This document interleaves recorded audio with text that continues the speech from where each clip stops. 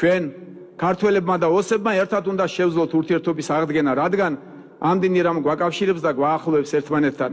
ჩვენ გამოვნახავთ მის ადგომს ჩვენს დებთან და ძმებთან, ოსებთან. ჩვენ აუცილებლად აღვადგენთ მათთან ურთიერთობას.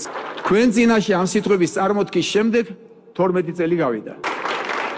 ეს ჩვენ კარგად ვაცნობიერებთ, რომ 2008 წლის აგვისტოს ომი არ ყოფილა არც ქართველი და არც ოსი ხალხის სურვილი.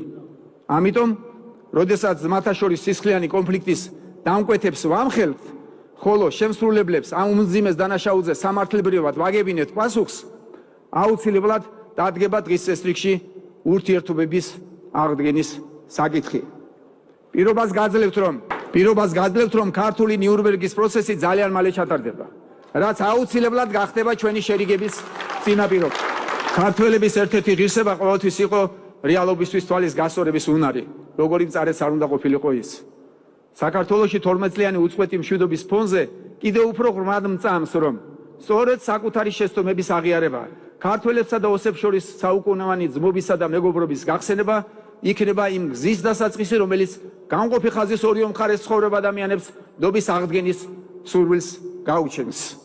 26 ოქტომბრის არჩევნების დასრულებისთანავე, როდესაც ომის გამჩაღებლები გასამართლდებიან, როდესაც უკლებლი ყველა დამნაშავე ქართულ ოსური ძმობისა და თანაცხოვრების დანგრევისთვის უმკაცრეს სამართლებრივ პასუხს მიიღებს, ჩვენ აუცილებლად გამოვზავნით საკუთარ თავში ძალას, რათა ბოდიში მოვიხადოთ. იმის გამო, რომ დავალების შესაბამისად მოღალატე ნაციონალურმა მოძრაობამ 2008 წელს ცეცხლის ალში გახვია ჩვენი ოსი დები და ძმები.